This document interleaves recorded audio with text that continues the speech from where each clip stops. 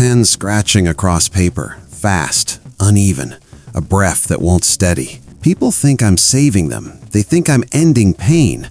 The truth is, I'm turning them from human into machine. And the worst part? They're begging me to do it. What if the next global catastrophe isn't a war, but a cure? There are 24 hours left on the clock. 24 hours until a signal launches from beneath the Nevada desert and touches every nervous system in the United States. When it does, crime will disappear. So will choice. I'm inside the facility right now, and Dr. Aris Thorne knows I've discovered what he's really building. The facility sits 2 miles beneath the Nevada desert, carved into rock that hasn't seen daylight in 100 million years. No windows, no outside air, just concrete, steel, and humming servers that never sleep. They call it the Horizon Initiative. On paper, it's revolutionary. A biosignal calibrated to suppress the brain's pain centers. Chronic illness, trauma, violent impulses, neutralized at the neurological level. The president called it the greatest leap in human compassion in a century. Dr. Aris Thorne stood beside him, humble and soft-spoken, America's genius son. I believed in him once. My name is Ethan Rao, Junior Lab Systems Engineer, 26. I write code and fix hardware. I don't start revolutions. At least, I didn't think I did. The first time I saw Dr. Thorne break down, it was past midnight.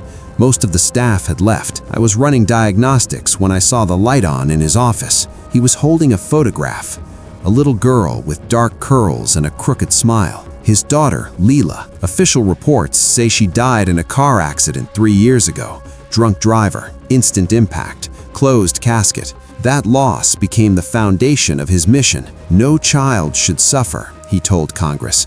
No parent should bury their world. He wept in interviews, and it felt real. That's why what I saw next didn't make sense. The first live test was on a security guard named Marcus Hale. He volunteered, signed the consent forms, said he wanted to be part of something historic. He joked while we prepped him. If this thing fixes my back pain, I'm naming my next kid Aris. He was strapped into a reclining chair, electrodes placed along his spine and temples. Monitors displayed his neural activity in bright, dancing waves. Baseline stable, I said. Dr. Thorne stood behind reinforced glass, hands folded. Initiate 3-second pulse. I pressed the command. The signal activated. Marcus's smile faded mid-sentence. Not like he passed out, not like he was shocked. It was as if someone dimmed a light inside him. His brainwaves flattened into perfect synchronization. No peaks, no chaos, just smooth, uniform rhythm. "Marcus?" I said into the mic. He turned his head slowly toward the camera.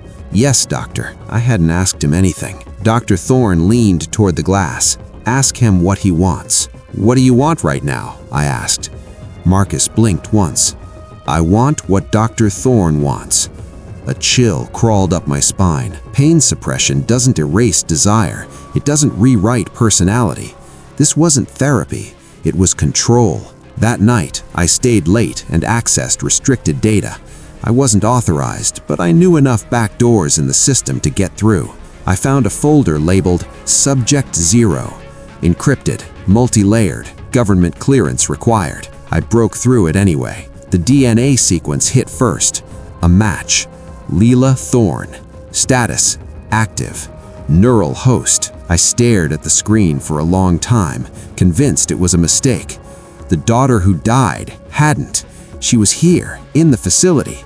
I dug deeper. Medical logs, neural mapping scans, brainwave harmonics identical to the signal's base frequency. She wasn't just alive, she was the template. I confronted him the next morning. "You lied about your daughter."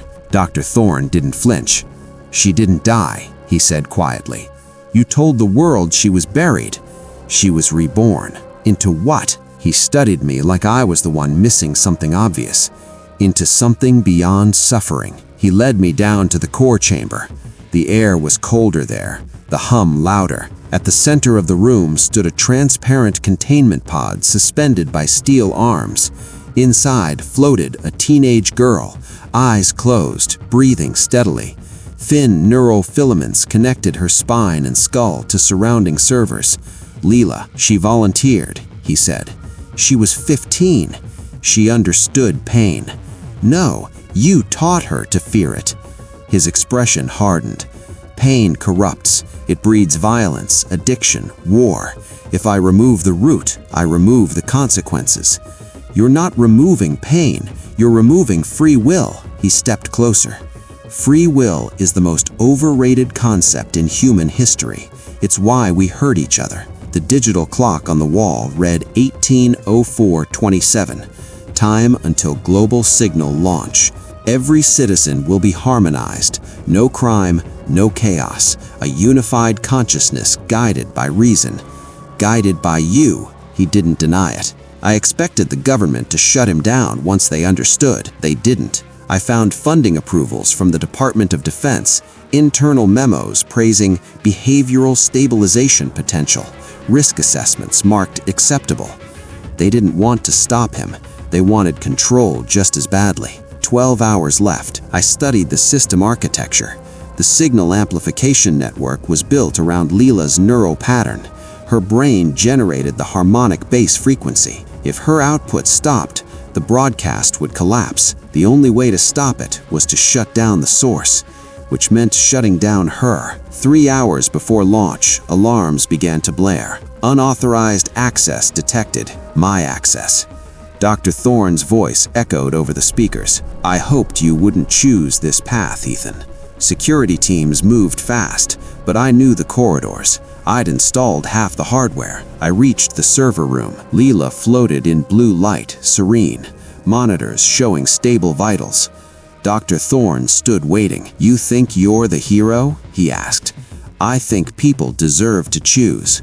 They choose badly, then that's on them." He stepped between me and the control panel. "You'd condemn billions to suffering? I'd condemn them to being human." The countdown ticked. 000914. I drew the sidearm I'd taken from a locker.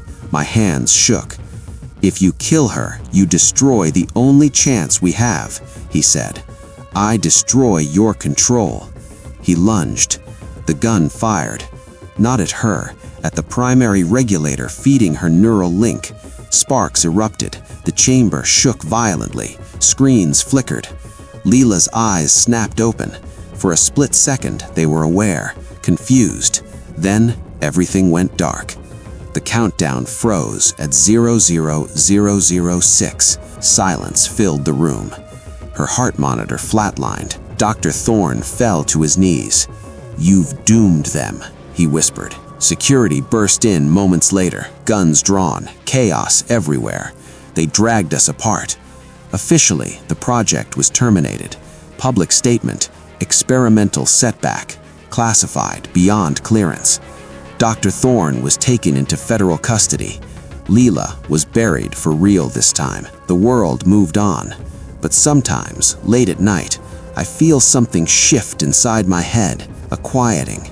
Anger smoothing out too quickly, doubt dissolving before it forms.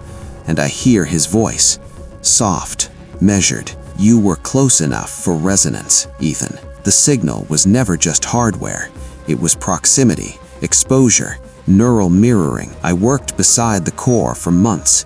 If even a fragment of the harmonic pattern imprinted on me, then maybe the launch didn't fail. Maybe it's seeded. Maybe control doesn't need satellites. Maybe it just needs time. I look in the mirror some mornings and study my own reflection, waiting for my thoughts to stop feeling entirely my own. Crime hasn't vanished, but something has changed. People seem calmer, less reactive, more aligned. Maybe that's just hope. Or maybe the signal is still spreading, quietly, organically. And maybe Dr. Aris Thorne didn't need a control clock after all. Maybe he already won.